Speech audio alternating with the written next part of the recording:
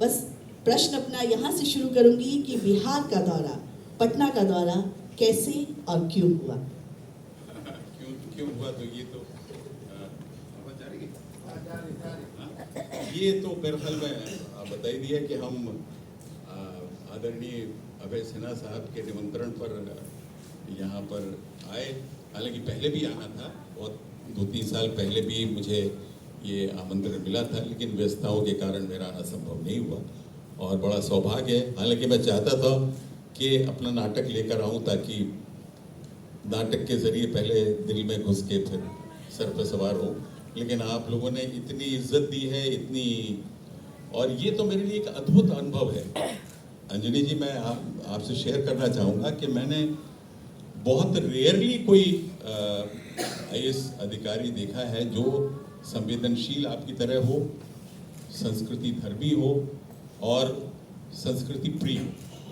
तो ऐसा अधिकारी मिलना और ऐसा सरपरस्त मिलना बहुत, आप लोगों के लिए बहुत भाग्य की बात है, और मैं आप लोगों को बहुत बहुत बधाई देता हूँ।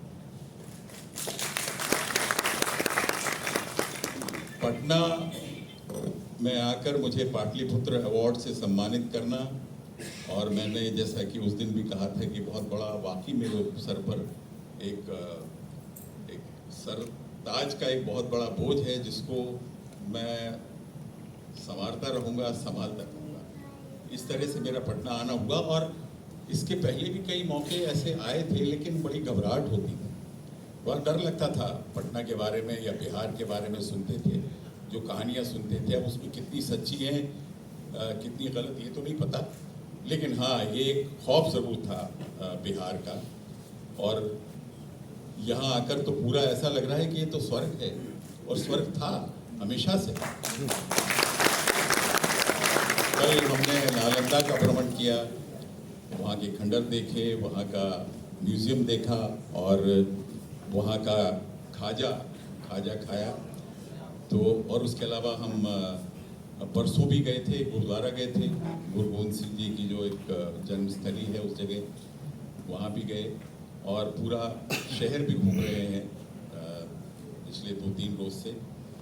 और इतना अपनापन, इतनी श्रद्धा और इतना आनंद आ रहा है, मैं क्या बताऊँ आपको। मुझे मेरा दुर्भाग्य है कि मैं दूसरे प्रदेश में पैदा हुआ, वरना वही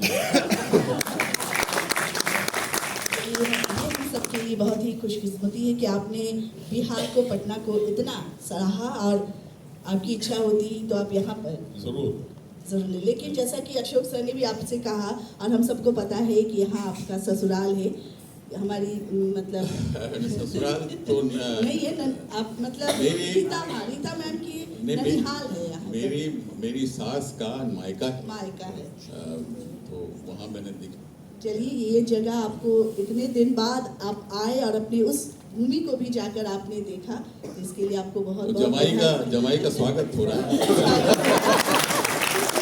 और आज आपने बिहार म्यूजियम को हमारा देखा, और बिहार म्यूजियम के बारे में अगर हम कहें तो इससे खूबसूरत, इससे बड़ा ये ऐतिहासिक स्थल है, तो ये बिहार संग्रहालय आपको कैसा लगा? शब्द नहीं है मेरे पास, और अभी मैंने एक तरीके से सिर्फ जायजा लिया है संग्रहालय का। इसको देखने के लिए तो पूरा दिन चाहिए, मुझे लगता है, देखने के लिए और उसका आनंद लेने के लिए। उसकी एक कलाकृति जो जमा की हैं, जो पौराणिक और जो ऐतिहासिक यहाँ चीज़ें हैं, उनको देखने के लिए, उनको समझने के लिए, उसका असली आनंद लेने के लिए बहुत समय चाहिए। लेकिन उतने ही फ्लेवर में हमको आपने दिखाया, उसको देखा मैंने, और जो एक उत्कंठा, एक जो मेरे में आज वो जागी है, वो मैं अवश्य अगली बार ज़रूर आऊँगा, और या तो अपनी तरफ से आऊँगा, या आप बुलाएंगे तो आ जाएंगे। यहाँ तो हर कोई आपको बुलाना चाहेगा, बार बार बुलाना चाहेगा, और बिहार में आपका स्वागत हमेशा से करेंगे।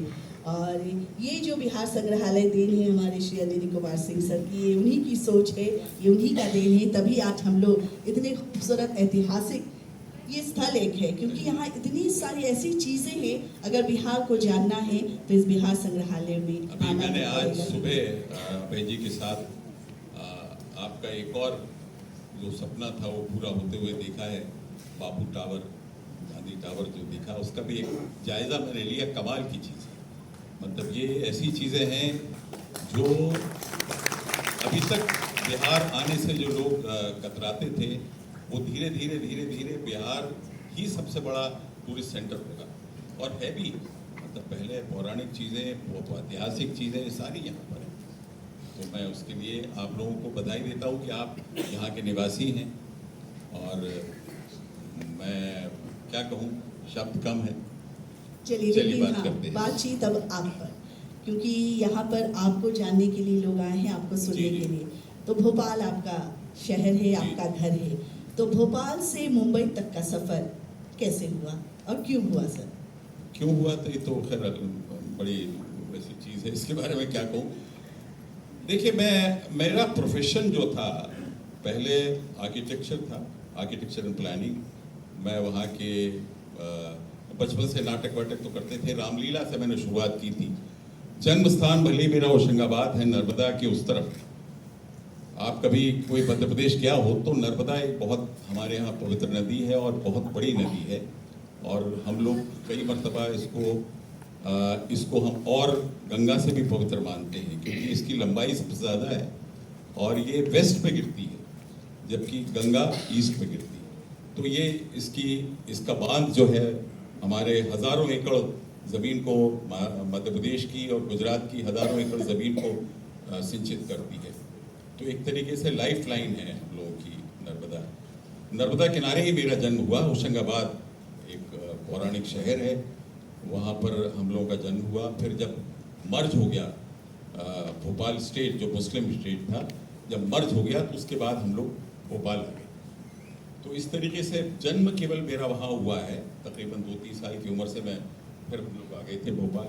पिताजी हमारे वकील थे, प्रैक्टिस करते थे।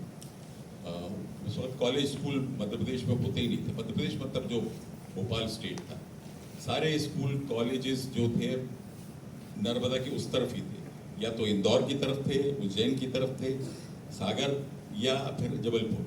तो इस तरीके से हम लोग वहाँ आए। वहाँ से आके हमने यहाँ पर स्कूलिंग एजुकेशन, जैसी कि मैंने कहा, बताया आपने कि जबलपुर और भोपाल में ख़त्म हुई, और कॉलेज एजुकेशन हुई।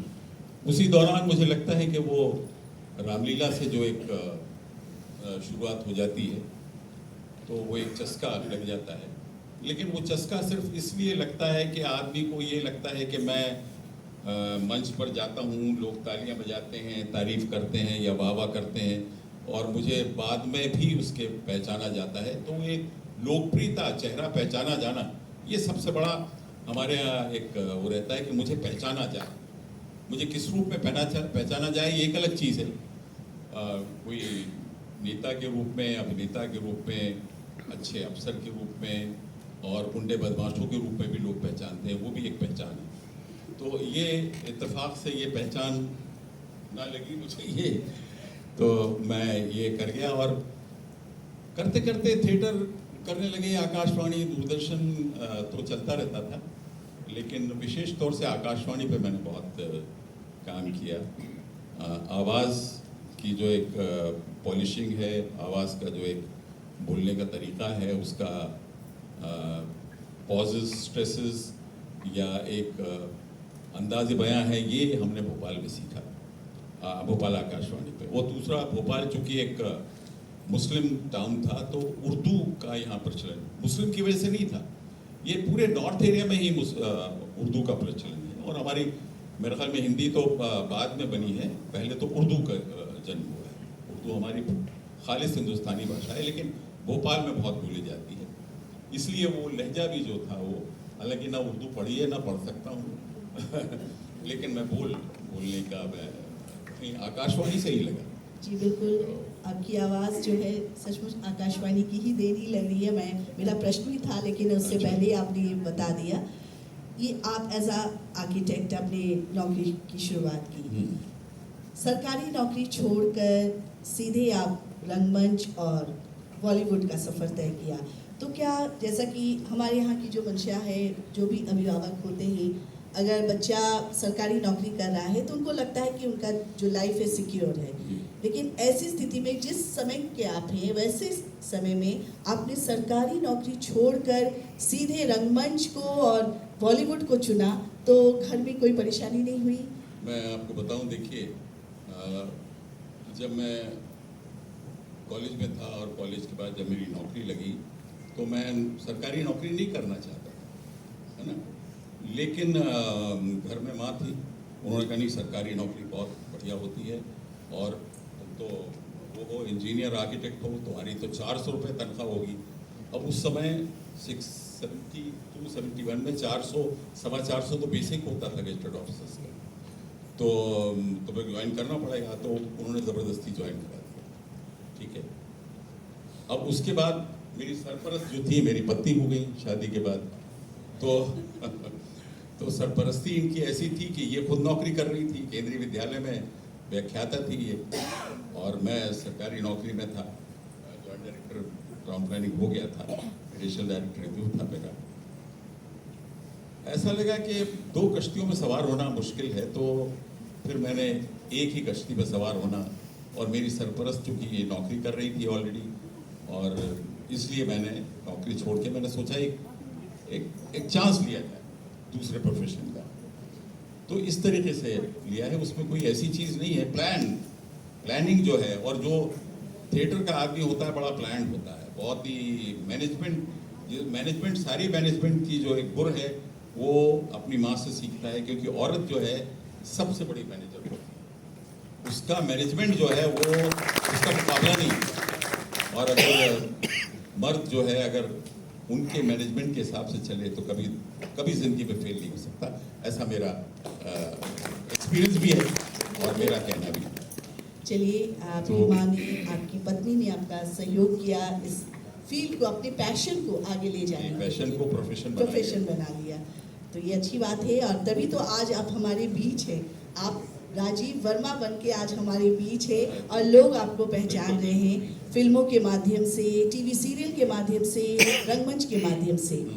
अगर हम फिल्म की बात करें तो ज़्यादातर फिल्मों में आपने एज अ फादर का रोल किया, तो क्या आपने खुद ये चुना कि मुझे फादर का ही रोल चाहिए या फिर डायरेक्टर का ये था डिमांड? देखिए, उस वक्त जब मैं गया तो मेरी उम्र तो ऐसी थी कि मैं बॉलीवुड के बहुत से हीरोओं से आधा उम्र का था।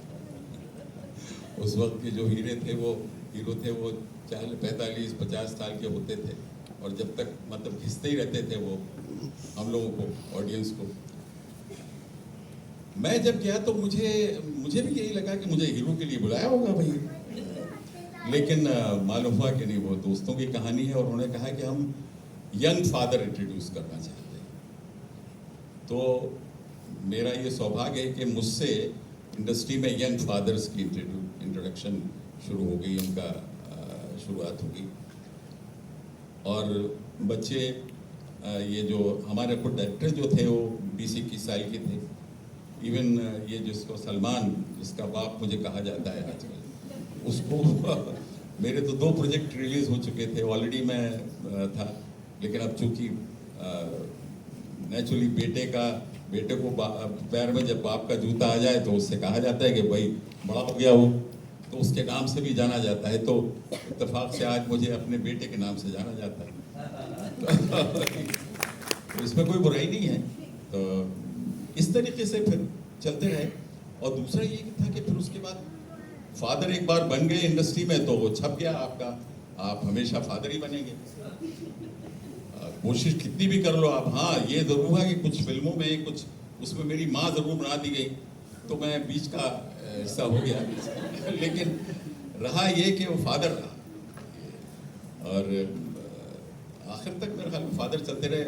लास्ट में मुझे दादाजी बनाने लगे थे, तो कहा ये कहता था कि मैंने कहा यार ये तो दादा का रोल है, ये मैं क्या करूँगा, मेरे लिए कुछ वही। अरे नहीं सर, बड़ा इम्पोर्टेंट काम है आपका, सीरियल्स जो होते हैं ख़ास तौर से। तो मैंने कहा अच्छा ठीक है। तो 10-25 एपिसोड तक तो अच्छा, दादाजी बड़े ज़बरदस्त हैं और बड़ा कर रहे हैं, और फिर मालूम हुआ कि गायब ही हो गए, मालूम हुआ बिस्तर पे हो गए, हार्ट अटैक हो गया या वेंटिलेटर पे हैं, और वहीं से आशीर्वाद दे रहे हैं सदा सौभाग्यवती रहो। तो फिर मैंने कहा अब चलने का टाइम आ गया है, वानप्रस्थ। और फिर मैंने कहा जो मेरा काम छूटा हुआ है थिएटर, वो हमेशा मिस करता था। वहाँ भी मेरा एक नाटक चलता था। बम्बई में मेरे 2 नाटक चलते थे। एक नाटक तो काफ़ी चला है, इत्तेफाक से यहाँ आने का मौका नहीं मिला, लेकिन वो करीब 300-350 शो हुए हैं। लेकिन वक्त कम मिलता था, अदरवाइज तो हज़ार शो तक लोग करते हैं। एक छू मंतर करके नाटक था, वसंत कानेटकर का। तो मैंने कहा अब चलते हैं।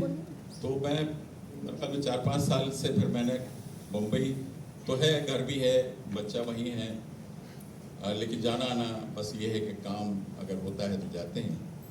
और अब तो ये है कि कहीं से भी रहिए आप अपने आप को ऑपरेट कर सकते हैं, अपना ऑफिस चला सकते हैं ये। और थिएटर जो है वो 1973 में मेरी वर्कशॉप हुई थी, कारण जी ने वर्कशॉप की थी, जहाँ हमारी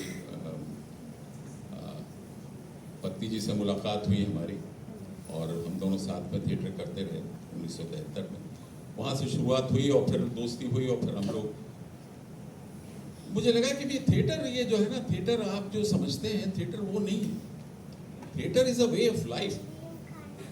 ये केवल मनोरंजन का जरिया नहीं है कि आप शाम को हॉल में चले जाइए, नाटक देख लीजिए, उसका आनंद ले लीजिए।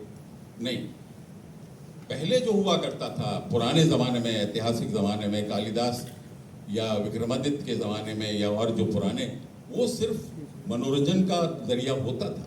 उसकी वजह ये थी कि आम आदमी जो था वो संवेदनशील था, सेंसिटिव था। हमारे राजा महाराज जो राजाश्रय देते थे इन कलाओं को, वो भी संवेदनशील और सेंसिटिव थे, संस्कृति धर्मी थे। लेकिन ग्रेजुअली आप जैसा समाज में देख रहे हैं आज, ये बहुत मुश्किल है। और उसके लिए हमें हमारी कलाओं को आगे बढ़ाना पड़ेगा, तभी हमारा समाज, हमारे लोग सेंसिटिव होंगे, हमारे अधिकारी सेंसिटिव होंगे, हमारे नेता और हमारे जो IAS अधिकारी भी सेंसिटिव होंगे। जिस तरह से आप तो बहुत भाग्यशाली हैं, यहाँ पर कई ज़्यादातर प्रदेशों में जो है ना, वो उनका काम वही होता है जो अंग्रेज़ों ने उन्हें सिखाया। अभी तक वो अंग्रेजियत सवार, जो अंग्रेज़ हमको गुलाम बनाकर गए थे, वो अभी भी, ये अधिकारी या ये है ना, अभी भी हमें गुलाम समझते हैं। इस गुलामी से निकालने के लिए सबसे बड़ा जरिया जो है वो कलाएं, वो थिएटर, तभी वो एक तरीके से समाज को बदल सकेंगे। इसीलिए हमें अपनी कहानियों पर, जो थिएटर की कहानी में अलग जा रहा हूँ, मेरे ख्याल पूछा नहीं आपने ये। मैं थिएटर पर आती जरूर, लेकिन उससे पहले आपने ये शुरू किया, बहुत अच्छी बात ये है। एक्चुअली क्या है, हमको आजकल जो थिएटर लोग करते हैं उसमें हमको ये ज़रूर सोचना चाहिए कि हम कौन से नाटकों का प्रदर्शन कर रहे हैं, किस तरह के नाटकों का प्रदर्शन कर रहे हैं, जिससे समाज को, समाज की समस्याओं को, प्रॉब्लम्स को हल मिले, उनकी समस्याएं दिखाएं और उसको सुलझाने का तरीका दिखाएं। ये हमारा कर्तव्य है आजकल के। हम ठीक है ऐतिहासिक नाटक करते हैं, हम देशभक्तों पे नाटक करते हैं, हम पौराणिक नाटक करते हैं, ये तो हमारी संस्कृति को लोगों को बताने का एक तरीका है, जरिया है। लेकिन उसके साथ साथ हमें ये भी सोचना चाहिए, जैसे कल ही मैंने एक नाटक देखा, बहुत खूबसूरत नाटक था। अंजलि जी आप नहीं आए, बहुत अच्छा नाटक था, प्रयाग का नाटक था, प्रवीण ने किया, चेखव की कहानी पर। हालांकि कहानी बहुत पुरानी है, चेखव ने लिखी है, लेकिन वो कितनी सुलझी हुई कहानी थी, जो हमारे समाज को कितना बड़ा संदेश दे सकती है। तो ये इस तरह की कहानियाँ, इस तरह की कई जो चीज़ें हमें देने की आवश्यकता है, जिससे हमारा ग्रेजुअली हम एक सभ्य समाज, एक असली माने में सभ्य समाज बन सके, संस्कृत समाज बन सके। ये हमारा एक उद्देश्य रहना चाहिए थिएटर का, वर्कर्स का, ये सबसे बड़ा है। और सबसे ज़्यादा फिल्मों से इतना प्रभावित नहीं होता जितना थिएटर से होता है। भले ही हमारी ऑडियंस 200 या 300 400 होगी, लेकिन उसमें से अगर 10 लोग 20 लोग भी अगर उसको समझते हैं, अपने ज़िंदगी से आइडेंटिफाई करते हैं, तो ये हमारा बहुत बड़ा योगदान होगा, ऐसा मैं समझता हूँ। रंगमंच में आपका जो योगदान है, और लगातार अभी भी आप रंगमंच पर सक्रिय हैं, कई नाटकों का में आपने बतौर अभिनेता काम किया। तो कोई भी नाटक का जैसे कैरेक्टराइजेशन होता है, तो कैसे एज अ डायरेक्टर आप कैसे करते हैं, या फिर किसी दूसरे डायरेक्टर के साथ अगर आप काम करते हैं, तो क्या वो जो कैरेक्टर आपको देते हैं उससे आप सेटिस्फाइड हो जाते हैं, या फिर आपका भी कुछ ऐसा ये रहता है कि नहीं मैं इसमें ज़्यादा कंफर्टेबल हूँ इस कैरेक्टर को करने में? नहीं, ये तो देखिए एज एन एक्टर तो हमको जो हमको दिया जाता है वो हमको करना चाहिए, लेकिन जो रिहर्सल होती है 30 दिन की 60 रोज़ की जो रिहर्सल है, धीरे धीरे धीरे धीरे वो स्टोरी अलग से खुलती जाती है हर एक्टर के दिमाग में, और वो कैरेक्टर उसके दिमाग में बैठता है कि उसको ये कैरेक्टर कैसा। और इसमें एक चीज़ है, ये है कि हमको यही नहीं सोचना है कि मैं क्या करने वाला हूँ या मुझे क्या करना चाहिए, मैं अपने सामने वाले कैरेक्टर की तरफ से भी सोचता हूँ, तब जाके मैं उस कैरेक्टर को सही रूप में पोर्ट्रे कर पाता हूँ। देखिए आम जिंदगी में तो हम अपने इतने अहम में रहते हैं कि हम अपने कैरेक्टर को या अपने को ही ज़्यादा करते हैं, लेकिन थिएटर जो है वहाँ पर हमको पूरी तरह से समझना पड़ता है, राइटर की तरफ से भी, डायरेक्टर जो चाहता है उसकी तरफ से भी, और हम जो सोचते हैं वो भी। तो ऐसा 3 तरफ से हमको सोचना पड़ता है, हमको उसको अध्ययन करके अपने आप अंदर उतारना पड़ता है। तो ये एक बहुत ज़रूरी चीज़ होती है, तभी कहानी सही रूप पे पहुंच पाती है। ये मैं हमेशा कहता हूँ अपने, और हमारे कारज जी भी ये कहते थे कि जब भी हम मिलते हैं लोगों से, ट्रेन में सफ़र करते हैं, बस में सफ़र करते हैं, या कहीं भी एक किसी फंक्शन में मिलते हैं, तो हम लोगों को पढ़ते हैं, और लोगों को पढ़ना बहुत ज़रूरी है। जिनको हम जानते हैं उनकी बात तो नहीं है, जिनको हम नहीं जानते उनके बारे में भी हम उनसे मिलते हैं, उनसे बातचीत करते हैं, और ना भी बातचीत करें तो उनके बारे में सोचते हैं कि ये कौन होगा, कहाँ से आया होगा, क्या इसका एजुकेशन होगा, इसके पास में जो बैठा है जिससे बात कर रहा है उससे क्या रिलेशन होगा। ये सारी चीज़ें हम इकट्ठी करके अपने दिमाग के खजाने में जमा करते हैं, और जब हमको ऐसा कैरेक्टर मिलता है तब हम उसको इस्तेमाल करते हैं। ये एक्टर का सबसे बड़ा एक जरिया होता है और पास टाइम भी होता है। इसीलिए मैं समझता हूँ कि एक्टर कभी बोर नहीं होता अगर वाकई वो इन पर उसको तरह तरह की चीज़ें मिलती हैं। ट्रेन में जा रहे हैं, कई तरह के लोग मिलते हैं, गरीब मिलेंगे, अमीर मिलेंगे, कुछ बदमाश मिलेंगे, कुछ अक्खड़ मिलेंगे, कई तरह के लोग मिलेंगे। तो ये एक बड़ा मज़ेदार एक एक्सरसाइज है जो मैं हमेशा करता हूँ, मतलब मैं बोर नहीं होता, इसीलिए मैं बोर नहीं होता।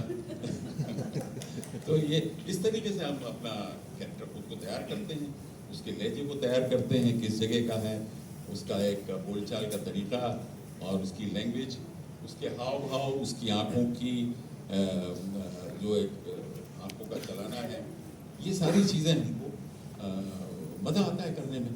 और तभी एक्टर एंजॉय करता है। एक्टर मतलब तरह तरह के काम करता है, वो हर प्रकार के चरित्रों को जी लेता है, और वो इसीलिए हमेशा आपको संतुष्ट दिखेगा, आपको इत्मीनान सुकून में दिखेगा। कोई एक्टर परेशान नहीं दिखता, भले उसको काम मिले या नहीं मिले।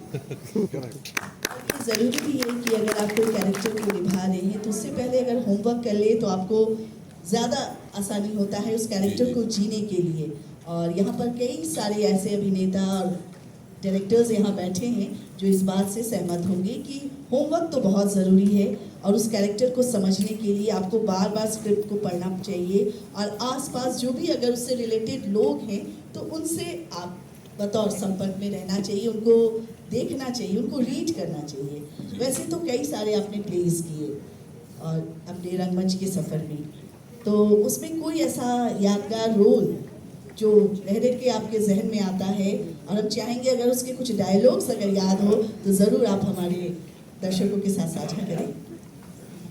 डायलॉग्स याद करने की कोशिश करूँगा, लेकिन मैंने ख़ासतौर से मैंने अपने सभी नाटक जो हैं वो अब मैं क्या बोलूँ, मैं बड़ा अजीब सा लगेगा जब मैं कहूँगा बहुत सेलेक्टिव हूँ मैं करने में, रोल करने में नहीं हूँ, अभिनय के लिए नहीं हूँ। अभिनय में तो आप मुझे कहीं भी, मैं तो झाड़ू लगाने के लिए तैयार हूँ, कोई झाड़ू वाला हो या नौकर हो, वैसा भी तैयार हूँ, उसमें कोई मज़ा आता है मुझे थिएटर में स्टेज पर रहना और इन्वॉल्व रहना किसी भी ग्रुप में।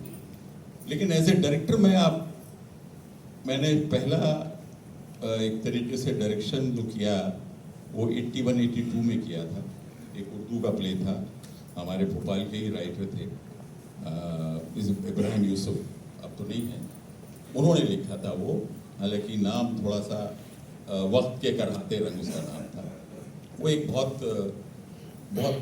मशहूर हुआ था प्ले, और वो 81 से अभी तक मैं करता हूँ उसको, और उसमें एक कैरेक्टर भी करता था मैं। अब उसमें उस वक्त मैं दामाद बनता था, मैं ससुर बनता हूँ, उसमें ये हाल हो गया। और रीता भी करती हैं, तो उसमें चेंजेस हो गए हैं, बाकी कास्ट चेंज हो गई उसमें, तो वो मुझे बहुत पसंद है। और अभी अभी मैंने एक प्ले 3-4 प्ले किए हैं उसमें, जो ताज़े हैं, वो पुराने तो बहुत हैं मेरे पास, लेकिन ताज़े जो प्ले हैं उनमें एक है मेरा चौथी सिगरेट। वो चौथी सिगरेट जो है वो हमारे मध्य प्रदेश के एक राइटर हैं योगेश त्रिपाठी, उनका लिखा हुआ है और बड़ा मशहूर हुआ है वो नाटक, और मेरे ख्याल में कई स्टेट्स में हो रहा है। अभी वो बंगाल में भी हुआ है, बांग्ला ट्रांसलेशन होके। चौथी सिगरेट जो है घोस्ट राइटिंग पर है और बड़ा अच्छा प्ले है, बहुत ही अलग किस्म का प्ले है, और वो मैं करता हूँ, उसमें कैरेक्टर भी करता हूँ। एक मेरा प्ले है कैक्टस फ्लावर, हालांकि नाम हिंदी है लेकिन अंग्रेजी है, लेकिन वो इसी नाम से मशहूर है। इस पे 1965 की एक फ्रेंच कॉमेडी है जिस पर बेस्ड है ये नाटक। वो भी बहुत बहुत अच्छा प्ले है, मेरे दिल के बहुत करीब है। और फिर उसके बाद एक अभी मेरा लेटेस्ट है ड्रमस्टिक। ड्रमस्टिक जो है हमारे महाराष्ट्र पूना के एक फिल्म डायरेक्टर हैं, राइटर हैं, गजेंद्र अहिरे। अभी भी उनकी एक फिल्म रिलीज हुई है सौदागर, बहुत अच्छी फिल्म है उनकी, तो उनका लिखा हुआ एक नाटक है ड्रमस्टिक। और ड्रमस्टिक जो है हमारे समाज में अलग अलग तबके की, अलग अलग उम्र की महिलाओं की त्रासदी की कहानी। एक ही कैंपस में रहती हैं अलग अलग महिलाएं, एक डेवोसी है, एक विडो है, एक विडोअर है, और एक यंग गर्ल है इस ज़माने की, जिसको आज के ज़माने की बॉयफ्रेंड गर्लफ्रेंड होते हैं और फिर छूट जाते हैं। तो ये औरतों की ही कहानी है, बहुत खूबसूरत है। वो अभी मैंने एक शो हुआ, पहला शो हुआ उसका। इस तरीके से 4 नाटक। एक मेरा नाटक जो एज एन एक्टर मैंने किया था वो है इसका लिखा हुआ है, मराठी का है, काले तस्मे नमा। काले तस्मे नमा एक उस पर फिल्म भी बनी है। फिल्म का नाम क्या? अनकही फिल्म है, जिसमें अमोल पालेकर, डॉक्टर श्रीराम लागू, दीप्ति नवल और भी कोई लोग हैं वो की थी, लेकिन फिल्म चली नहीं। वो अनिल चटर्जी भी थे। वो फिल्म है भविष्यवक्ता पर। एक बहुत बड़ा भविष्यवक्ता होता है, डॉक्टर लागू ने प्ले किया था वो मैंने किया था कैरेक्टर उसमें। वो भविष्यवक्ता ऐसा है कि अगर घंटी भी बजती है तो वो बता देता है कि कौन आया है, इतना बड़ा भविष्यवक्ता है। और उसमें कहानी ये है कि उसका बेटा जो है वो किसी से शादी करना चाहता है, लेकिन ये मना करता है कि शादी मत करो। प्रेमिका है उसकी, उससे शादी करना चाहता है, ये मना करता है। बहुत जिद पकड़ता है तो ये कहता है कि तुम्हारी पहली पत्नी की मृत्यु हो जाएगी। ये भविष्य, और बहुत बड़ा भविष्यवक्ता था, तो ये समझते हैं कि भाई अगर मैंने अपनी शादी की तो ये मेरी प्रेमिका की डेथ हो जाएगी। इत्तेफाक से उन्हीं दोनों कोई उसका फ्रेंड आता है भविष्यवक्ता का। उसकी एक लड़की है जो थोड़ी मेंटली रिटार्डेड है, मेंटली रिटार्डेड तो उनकी बच्ची की तरह है, और ये प्लान करता है कि मैं पहली शादी इससे कर लेता हूँ ताकि इसकी मृत्यु हो जाएगी, फिर मैं अपनी प्रेमिका से शादी करूँगा। तो ये कहानी है जिस पर ये पूरी प्ले बेस था, और बड़ा मशहूर प्ले हुआ था। ये संजय आगे मुझे याद नहीं आ रहा, मराठी कुछ नाम है, वो एक कहानी है। तो इस तरह के कई कैरेक्टर हैं जो किए हैं। अब कोई ऐसा पसंदीदा आपका जो रहा हो? हाँ, उसके एक डायलॉग। राजा पगला मैंने कानत जी के साथ किया था, रसगंधर्व किया था, मणि मधुकर का पहला नाटक था, राजस्थान के राइटर हैं उनका। और राजा पगला 3 बेटियां, ये किंग लेयर का हिंदी रूपांतरण है जो हरिवंश राय बच्चन का रूपांतरण था, वो इन्होंने किया था। यक्षगान शैली भी किया था वो उन्होंने, कारन जी ने। एक प्ले कौन सा था वो जो आपके साथ पहली मर्तबा मेरी हीरोइन बनी थी, ये पंछी ऐसे आशीर्वाद रही थी, वो भी कारन जी ने किया था। खैर बहरहाल बहुत सी बातें हो गई, अब आप नहीं समय भी हो रहा है। नहीं, एक डायलॉग तो सुनेंगे, इसलिए मैम मैं आपको यहाँ बैठा रही थी ताकि या बीच बीच में जो सपोर्ट आपका ये यहाँ से ज्यादा होता है। तो एक डायलॉग तो जरूर ये चाहिए। डायलॉग मैं इसका काले तस्मे का नाम सुना सकता हूँ, मेरे ख्याल में फिर समय हो जाएगा नहीं, मुझे याद आना है चाहिए। समय हमारे पास, हाँ? है ना सर? अभी समय है, आप पानी पी लीजिए।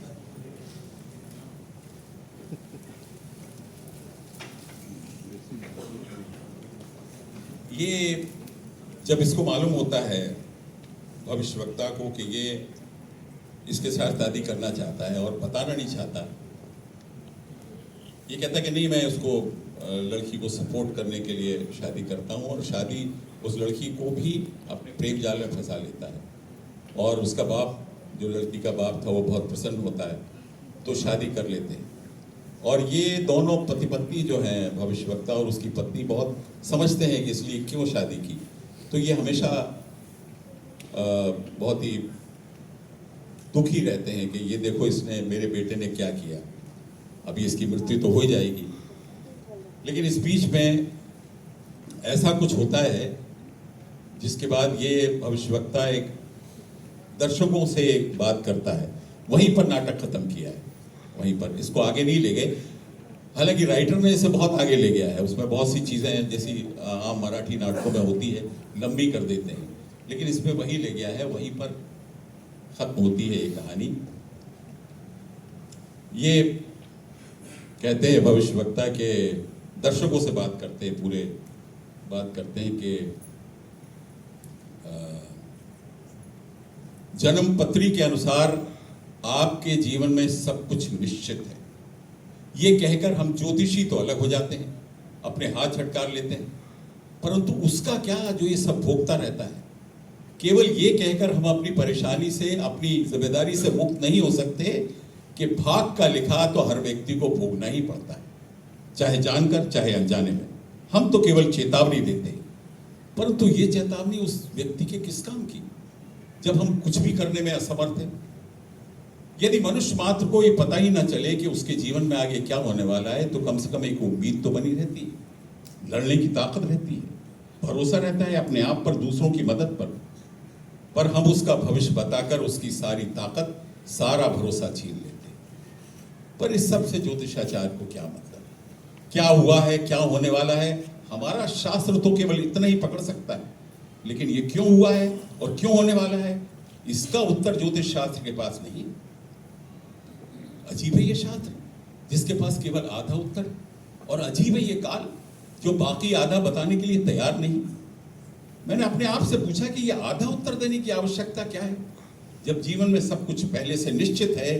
तो ये रात दिन की खोजबीन, विज्ञान के नए नए आविष्कार, जीवन को बचाने की, जीवन को संभालने की नई नई कोशिशें, नई नई तरकीबें, आखिर किस लिए, जिसे हम भाग कहते हैं, शास्त्र कहते हैं, गणित कहते हैं, विज्ञान कहते हैं।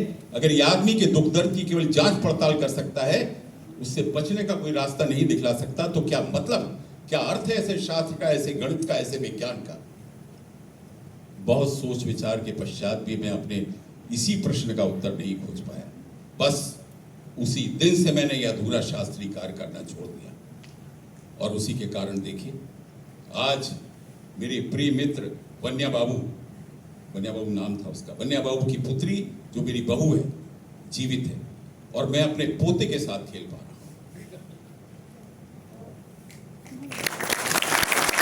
हे ईश्वर, तेरा लाख लाख धन्यवाद कि तूने सही समय पर मेरी आंखें खोल दी। हे प्रभु, तुझे साष्टांग प्रणाम, तुझे बारंबार नमस्कार। ये उनकी लास्ट सॉलिलॉकी थी।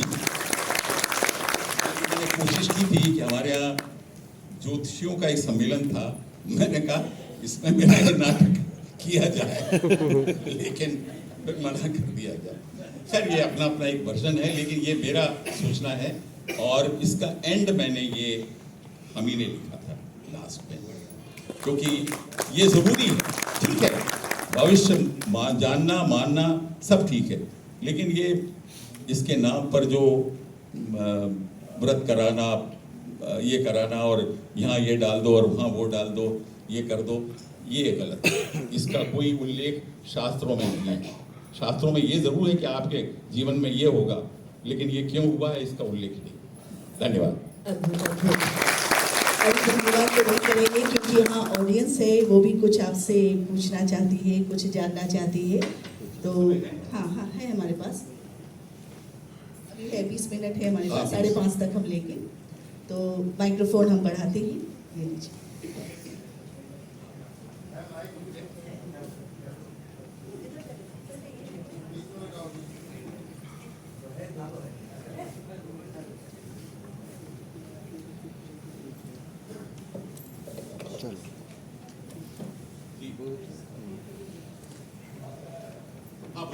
हाँ, अपना परिचय दे देंगी और जो प्रश्न है माइक दीजिए।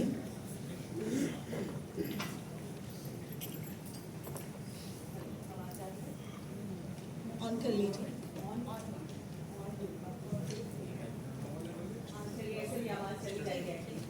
आ रही है आवाज़।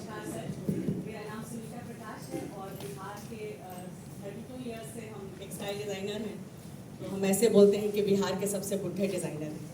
और रंगमंच से मेरा भी स्कूल कॉलेज में जुड़ाव रहा और अभी भी जब भी मौका मिलता है ज़रूर करते हैं, जहाँ भी जिस संस्था से जुड़े हुए हैं। रिसेंटली हनुमान भी बन गए थे, तो ये सब कुछ चलता रहता है।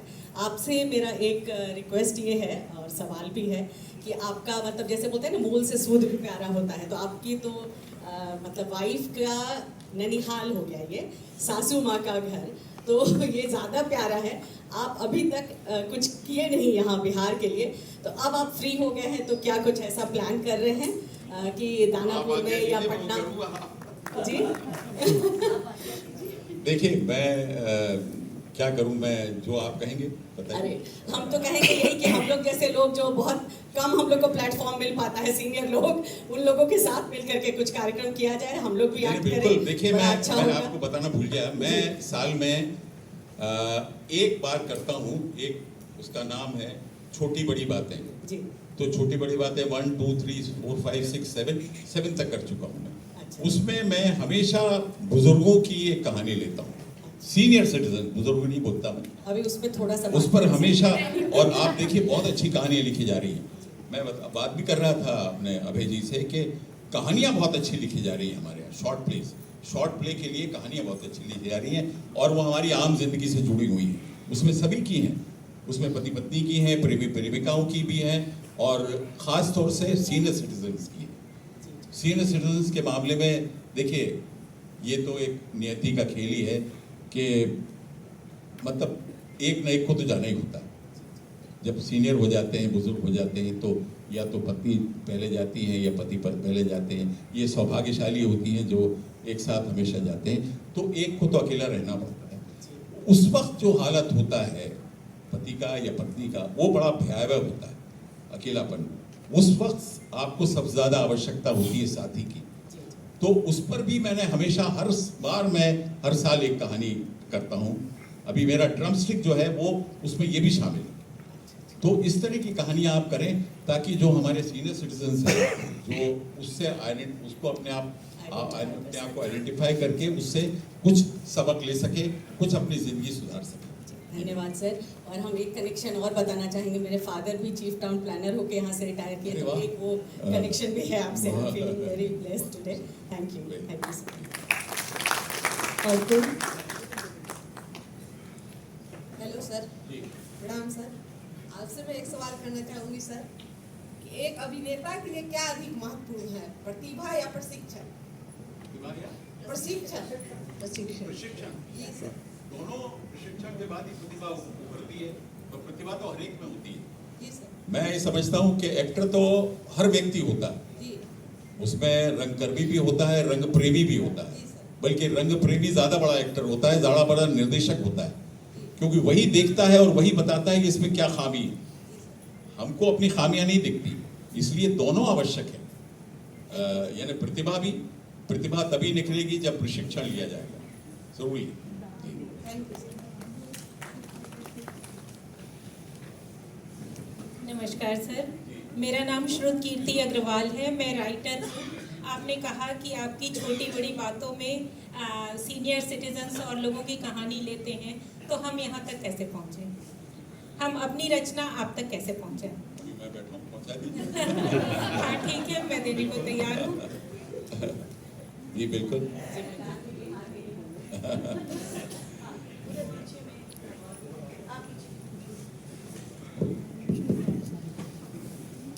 नमस्कार सर, मेरा नाम गिलबर्ट फिलिप है।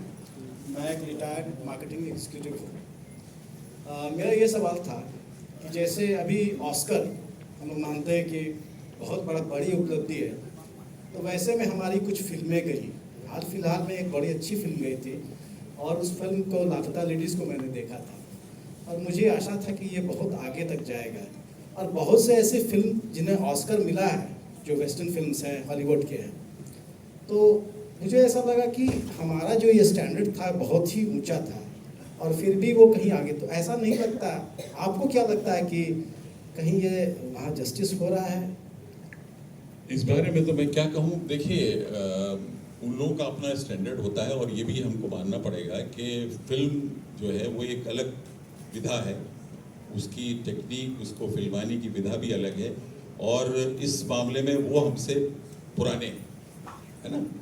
हमारे कंटेंट भले अच्छे ज़्यादा बेहतर होते होंगे और इंडियन हिंदुस्तानी होते हैं, तो वो एक अपनी जगह है, इसलिए उस पर उनको ना देना हो सकता है कि वो मेरे ख्याल में 2 कैटेगरी होती है वहाँ, एक दूसरी लैंग्वेजेस की, एक अंग्रेजी की, ऐसा कुछ होता है, मुझे ठीक से पता नहीं है। लेकिन इसमें कोई निराश होने वाली बात नहीं है। ऑस्कर नहीं मिला तो यहाँ हमारे यहाँ हम लोग अपने प्रदेश में या हमारे हिंदुस्तान में भी बहुत से मंच है जहाँ पर वो जाती हैं कहानियाँ। तो टेक्निक में तो हम नेचुरली उनसे पीछे ही हैं। अब जैसे हम साउथ की फिल्म टेक्निकली बड़ी एडवांस होती हैं जो हमारे हिंदी फिल्में नहीं होती, तो टेक्निक में हम मारे जाते हैं जहाँ तक मैं समझता हूँ। इतना ज़्यादा मुझे ज्ञान नहीं है इस कहीं बारे ऐसा में। तो नहीं कि ये परसेप्शन, हमारा जो इंडियन परसेप्शन है, वो परसेप्शन उनको समझ में ना आ रहा हो जो वहाँ पर है? ये भी पता नहीं मुझे जी, क्योंकि कि इस फिल्म के डायरेक्शन को देखा, जैसे बारात में लोग आ रहे हैं तो यहाँ बिहार के लोग, हम लोग कैसे डांस करते हैं बिहार, यूपी के ईस्टर्न यूपी वगैरह में, तो वो इतना नेचुरल था कि मतलब कोई भी देख करके खुश हो जाता है।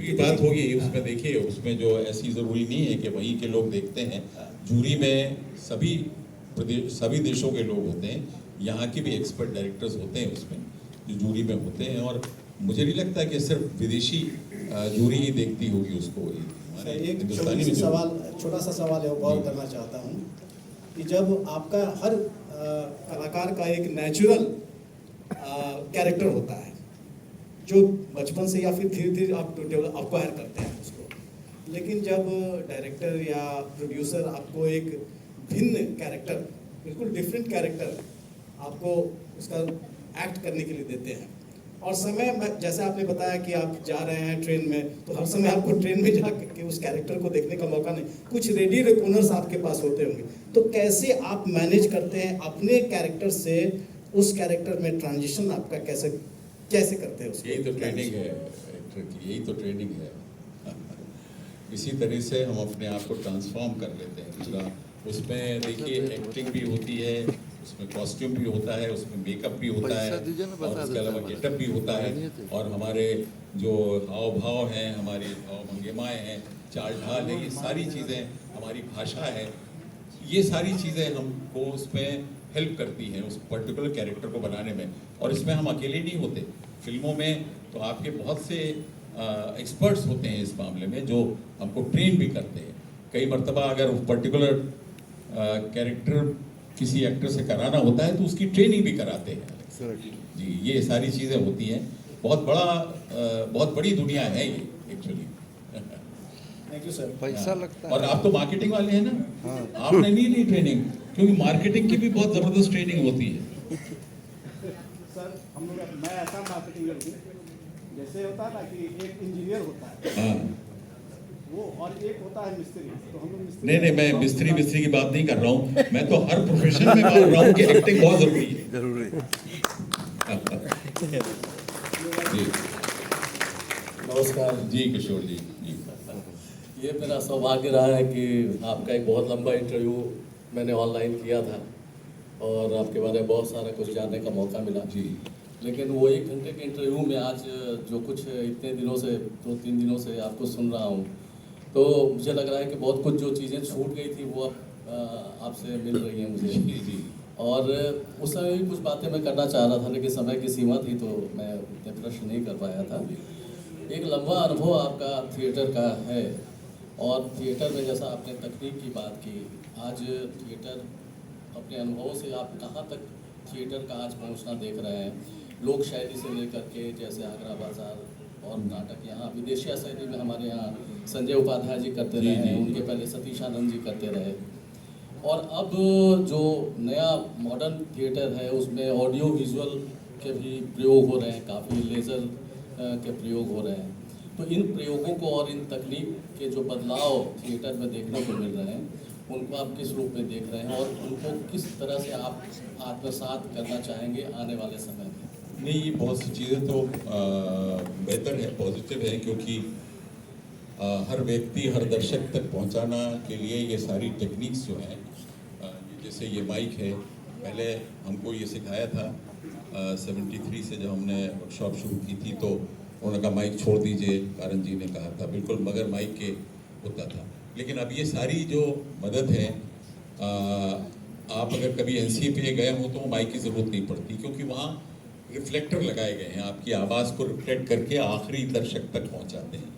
तो वो क्वालिटी, जो आवाज़ की क्वालिटी है, उसके लिए कई चीज़ें इस्तेमाल की थी, जैसे वो लेपल माइक इस्तेमाल करते हैं।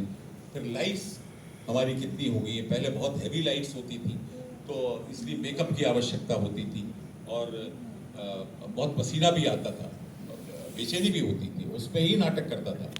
आज वो टेक्निक ख़त्म हो गई है, अब बिल्कुल मॉडर्न लाइट्स इतनी सॉफ्ट हो गई हैं जिनमें गर्मी नहीं लगती। इवन फिल्मों में जो एक फिल्म मैं बता रहा हूँ आपको, कि जैसे मैंने प्यार किया ही पहली फिल्म ले लीजिए, उसमें लाइट्स जब होती थी और ऊपर से सूट पहने हुए, इवन ऊटी की सर्दी में, ऊटी की ठंडक में भी हमको पसीना आता था, क्योंकि लाइट्स बहुत हैवी होते थे, मेकअप हैवी होता था, क्योंकि मेकअप दो तरह से प्रोटेक्ट करता था। एक तो वो लाइट्स में भी हमको आसानी होती थी, बिकॉज वो उसका जो फिल्माना था वो ज़रूरी होता था। दूसरा ये था कि स्किन ख़राब हो जाती थी, जल जाती थी। आपने देखा होगा जब कई मरतबा पुराने एक्टर्स को आप देखें तो वो जब मेकअप उतार लेते तो पहचान नहीं पाते, लेकिन वो अब नहीं है। अब बहुत, और टाइम कितना लगता था, मुझे लगता है कि तकरीबन साल भर हमने शूटिंग की थी, मैंने प्यार किया की हर मौसम में की, और ये तो एक साल में बन गई। आप मुगल आजम या पाकीज़ा के बारे में आपने कहानियाँ पढ़ी होंगी, दूसरी वजह भी थी उसमें, तो 3 4 5 साल बनती थी। तब तक बेचारे एक्टर्स भी एजेड भी हो जाते थे, कुछ और बीमारियां भी हो जाती थी। अब वो नहीं है, अब तो 3 महीने में फिल्म, यानी आप जो शुरू हुई फिल्म और उसके बाद ख़त्म ही होती है, लगातार शूटिंग होती है, 3 या 4 महीने में फिल्म बन जाती है।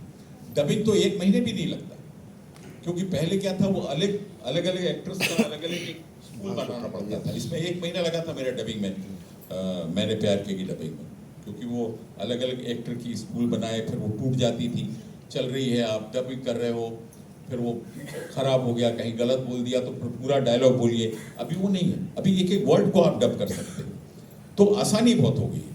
हम लोग साल भर में तो फिल्म को रिलीज ही कर देते हैं, इतना उसमें पोस्ट प्रोडक्शन से लेके और पब्लिसिटी, वो सारी चीज़ें होती हैं। एक्शन की टेक्निक्स बहुत हो गई हैं, उसमें ग्राफिक्स इस्तेमाल होने लगे हैं, ये अब तो AI आ गया, अब तो मेरे ख्याल में कुछ सालों में तो हम लोगों की ज़रूरत ही नहीं पड़ेगी, सिर्फ फोटो भेज देंगे। तो ये हालांकि वो क्या समय होगा, क्या होगा उस वक्त, ये कुछ समझ में नहीं आता। आजकल देखिए ना, क्या कुछ भी कर देते हैं, किसी की भी फोटो किसी के साथ लगा के किसी की बीवी बना दिया, किसी को हस्बैंड बना दिया, ये सब चल रहा है आजकल। तो इसके दुष्परिणाम और इसके ये भी हैं, लेकिन बेसिकली अगर देखें हम तो ओवरऑल हमको बहुत मदद मिलती है। अभी मैंने फिल्म एक शूट की थी, अभी मेरे ख्याल में पिछले महीने, और उन्होंने 20 रोज़ में फिल्म शूटिंग ख़त्म कर दी, 20-25 रोज़ में, क्योंकि लगातार शूटिंग हुई। टाइम नहीं लगता लाइटिंग करने में, या सेट लगाने में, या आपके ट्रॉली लगाने में, इसमें टाइम नहीं लगता, फट हो जाता है। और अभी तो मैं अगले महीने तो डबिंग कर रहा हूँ उसकी, तो ये एक वजह है कि फास्ट हो गया है काम, ये बहुत है।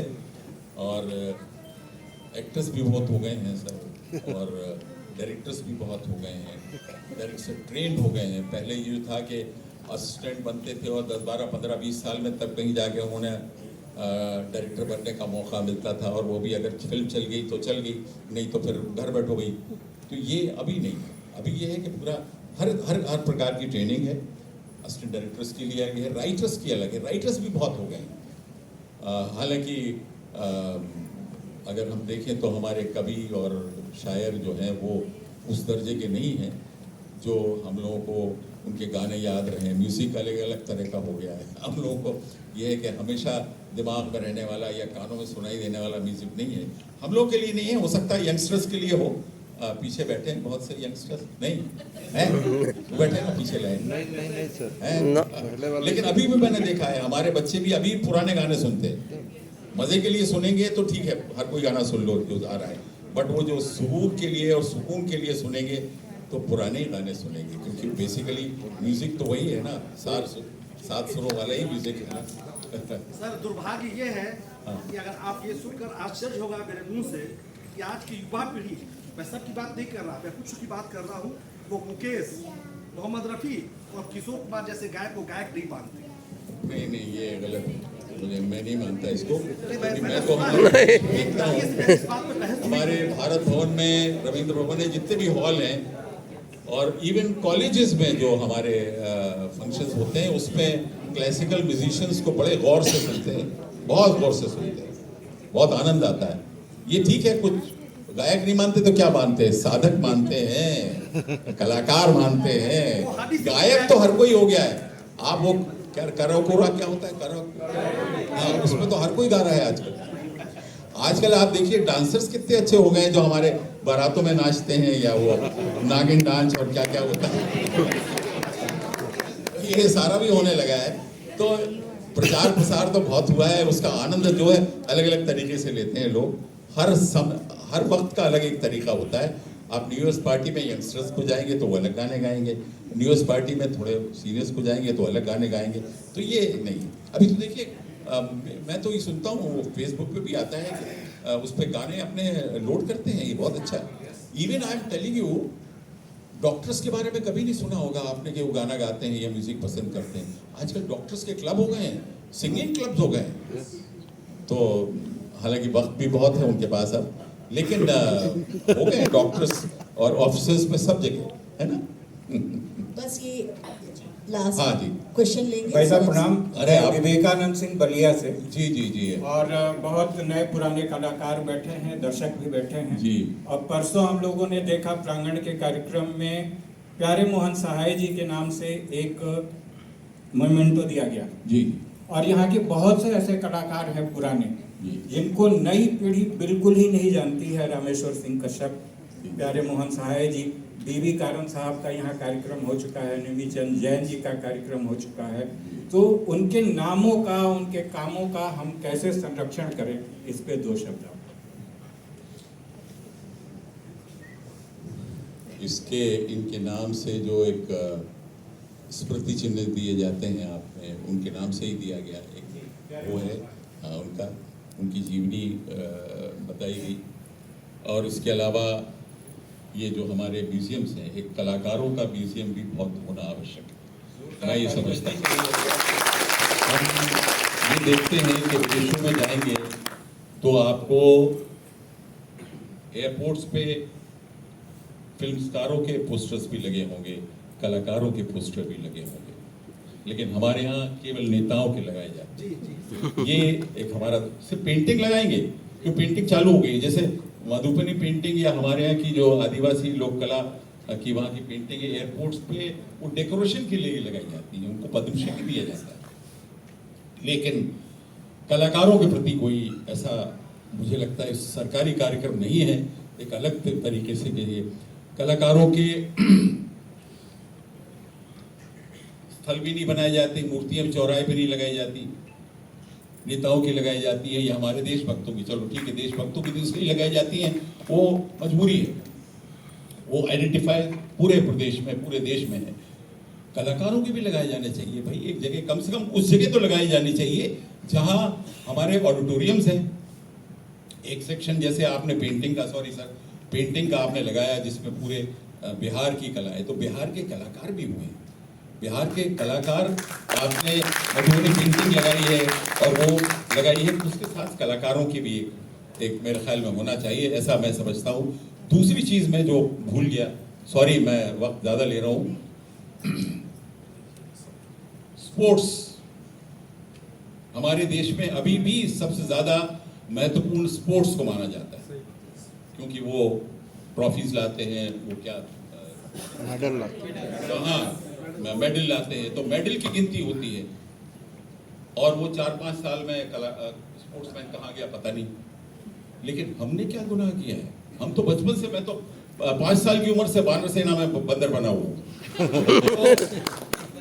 ये जिंदगी भर करते हैं। आप देखिए ना कितने आप सीनियर, आपने कहा कि ये कलाकार हैं, सारे कला के बारे में सोचते हैं, समाज को सेंसिटिव संवेदनशील बनाने का कार्य करते हैं। नौकरी में 1% भी रिजर्वेशन नहीं है। बादाम और अंडे और दूध, ये सारे चीजें सिर्फ स्पोर्ट्समैन के लिए है। वो हर जिले में, हर मोहल्ले में स्टेडियम बनाए जाते हैं, लेकिन ऑडिटोरियम कितने हैं आपके यहाँ जहाँ आपस में मिलके ही कोई चीज, जैसे हमारे यहाँ चौपाल होती थी, गांव में चौपाल होती थी इसलिए कि वहाँ मीटिंग भी होती थी और उसके अलावा ये काम भी होते थे, नाच गाने भी होते थे, कुछ सॉन्ग भी रचाए जाते थे, ये सारी चीज़ें होती थी। इस सब का भी हमें विचार करना चाहिए और मैं बहुत शुक्रगुजार हुआ आपका कि ये प्रश्न उठाया और मुझे याद दिला दिया। बहुत बहुत धन्यवाद सर। एक अंतिम प्रश्न मैं पूछना चाहूँगा आपसे सर, एक न्यूअर जनरेशन से भी एक प्रश्न पूछना चाहिए था। बिल्कुल, क्यों पूछने, मैं तो इंतजार कर रहा था, क्यों नहीं पूछा। तो सर आप जैसे आपने बहुत सारी मूवी में काम किया है पहले सर, पहले के एक्टर जैसे अरुण गोविल सर हो गए जिन्होंने रामायण में राम जी का पात्र किया था, या फिर शैलेश लोढ़ा जी हो गए। इन्होंने साफ साफ कहा है कि जो आप देखेंगे यंगस्टर के मोबाइल में आपको नेटफ्लिक्स मिल जाएगा, अमेजन प्राइम मिल जाएगा, और ये जो नई नई मूवीज़ आती हैं OTT से, मिर्ज़ापुर हो गया या पतालोक जो अभी आया है वो हो गया, तो इसके चलते लोगों को इसके बारे में ज़्यादा पता है, इनके बारे में ज़्यादा पता है, आप लोगों के बारे में कम है। धीरे धीरे ऐसा लग रहा है जैसे विलुप्त हो रही है ये चीज़ें। तो मैं आपसे ये जानना चाहूँगा कि कब तक ये चलेगा और कहाँ तक रुकने के बाद आप जैसे वरिष्ठ जो एक्टर्स हैं वो आएंगे OTT पे और अपने हिसाब आप लोगों को दिखाएंगे कि आप में तो हुनर की बिल्कुल कमी नहीं है सर। बाकी जो नए एक्टर्स हैं उससे आप बहुत अच्छे आप कलाकार हैं, लेकिन आपको देखा नहीं जा रहा है सर, सराहा नहीं जा रहा है ह्यूज स्केल पे सर। तो आपको क्या लगता है सर OTT स्केल का कहाँ पे सर वर्ड्स आएगा, कहाँ पे ब्रेकडाउन आएगा पहले के एक्टर को लेके OTT से? नहीं, मेरे को नहीं लगता कि ये आप जो कह रहे हैं वो हो सकता है आपका सोचना एक अलग हो, लेकिन ये तो हमारी जो है एक तरीके से क्लोज ऑडियंस की कला है। ये कोई आवश्यक नहीं है कि हम अगर इस पे OTT पे देखेंगे तो मशहूर हो जाएंगे या हमको अच्छा लगेगा। हमें तो ये इतनी ऑडियंस ही है मेरे लिए बहुत है, तो उस पर आप चिंता मत करिए, आप करते रहिए। आपका काम अपने आप को मशहूर करना या अपने आप को जाना पहचाना जाना नहीं है, जो मैंने समझा था शुरू में कि भाई कम से कम मोहल्ले में लोग जान रहे थे या गांव में जान रहे थे, लेकिन हमारा थिएटर आर्टिस्ट का मकसद वो नहीं। थिएटर आर्टिस्ट का मकसद है, अभी जैसे मैंने कहा कि पहले हुआ करता था, अब हमारा मकसद अलग है। हमारा समाज को सुधारना है और आप इंडिविजुअल तरीके से अपने आसपास के लोगों को, अपने मोहल्ले में रहने वाले लोगों को, अपने जो अपना कॉलेज में अगर आप पढ़ते हैं तो कॉलेज में ही आप सब, कल परसों 2 दिन मैंने देखा कि जहाँ हमारा नाटक होता है वहाँ पर आपने बताया कि वहाँ आसपास बहुत सारे इंस्टीट्यूट्स हैं जहाँ बहुत से स्टूडेंट्स पढ़ते हैं और वो आके नाटक समझते नहीं है, लेकिन कुछ ऐसी जगह देख लेते हैं और वहाँ हूट करते हैं या तालियां बजाते हैं। तो उनको शिक्षित करना आपका मकसद है, उनको सेंसिटिव करना कि भाई ये देखिए, कल किसी ने कहा फिर वहाँ से कि भाई देखिए आप ये क्या कर रहे हैं, बाहर के लोग आए हैं, वो बिहार का क्या एक लेके जाएंगे, छवि लेकर जाएंगे। तो ये चीज़ करना आपका मकसद है। आप अपने आप को सिर्फ जाना पहचाना जाने के लिए नहीं करिए ये काम, ये वो काम नहीं है। थिएटर एक अलग चीज़ है, समझे भैया। नेटफ्लिक्स पे जो आता है, जो आप देखते हैं, वो सिर्फ मनोरंजन है, अगले रोज भूल जाएंगे, लेकिन जो आप करेंगे वो जिंदगी भर याद करेंगे लोग। धन्यवाद। सुमा जी, शायद आपको पूछ लेना चाहिए था। मैं राजीव जी से ये कहना चाहूँगी कि आप प्लीज़ कई बार हमारी चर्चा होती है, बच्चे आते हैं, चाहते हैं कि जल्दी से जल्दी मुंबई पहुंच जाए, काम करें, हीरो हीरोइन बन जाए। उसके ऊपर पूरी डिटेल में मैं नहीं बोल रही, आप ज़रा उसको नहीं आया समझ में मेरी बात तो आपकी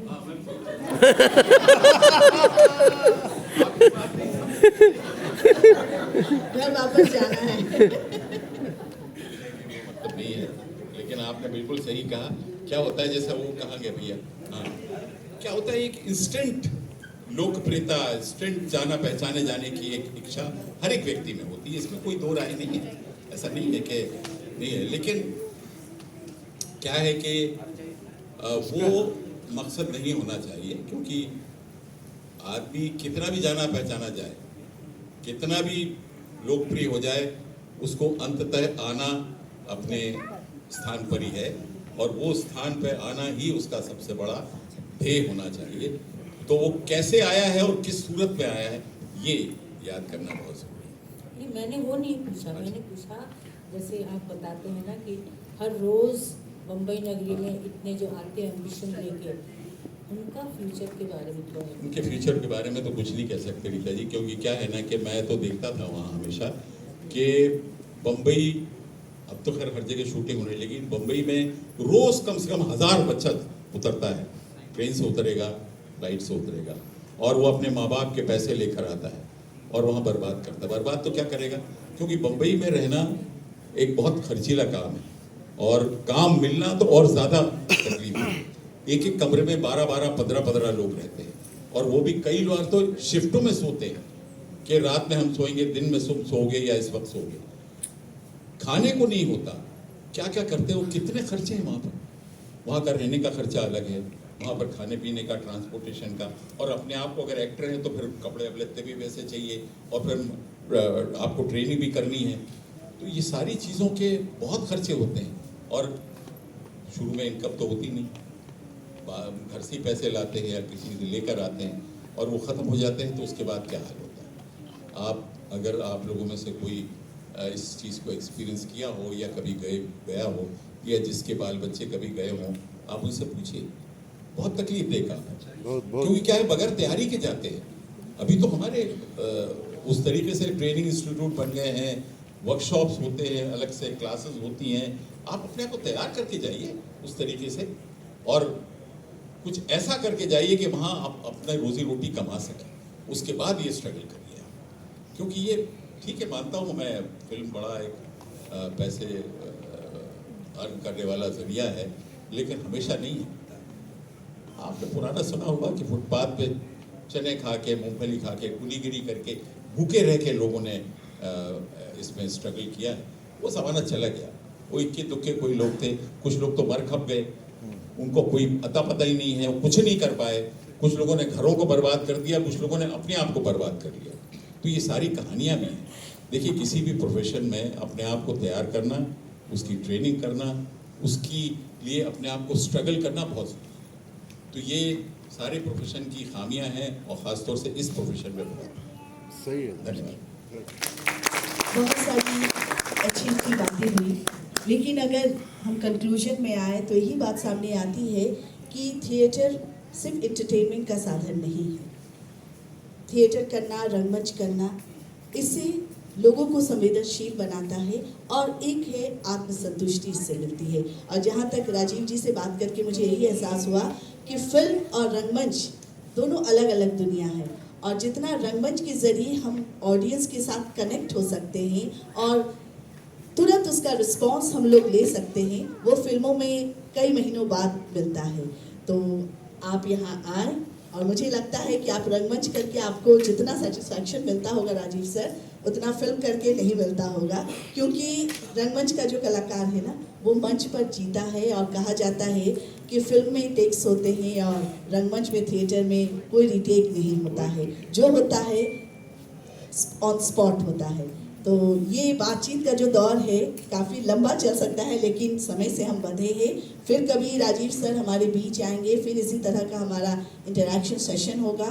तो मैं आपका थैंक यू कहती हूँ आपको, हमारे बिहार म्यूजियम की तरफ से, यहाँ उपस्थित सभी दर्शकों की तरफ से एक जोरदार ताली। धन्यवाद सर, बहुत अच्छी बात है। आपने बताई। बहुत बहुत धन्यवाद। और मैं शुक्रगुजार हूँ ख़ासतौर से अंजलि जी का कि उन्होंने संग्रहालय में इस प्रकार की बातचीत रखी जो एक मेरे लिए अद्भुत एक्सपीरियंस है। बहुत बहुत धन्यवाद सर, प्रणाम। सर यहाँ बैठे बैठे हमारे कलाकार ने आपका एक पेंसिल स्केच बनाया है, नंदन जी। हाँ, मैं नंदन जी से आग्रह करूँगी कि आप आ जाइए और ये जो आपने इनका स्केच बनाया है अपने हाथों से इन्हें आप उपहार स्वरूप इन्हें प्रदान करें। नंदन जी के लिए जोरदार ताली बजाएं। सुंदर ये स्केच आपने बनाया राजू मुझे एक क्वेश्चन है कि क्या कोई एक्टर जो है वो राम की भी भूमिका कर सकता है और रावण की भी? फेशियल एक्सप्रेशन होना चाहिए। हमारे अंदर ही राम और रावण है, दोनों हैं।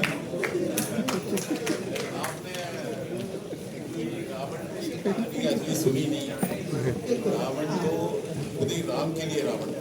बिल्कुल। तो आप सबों की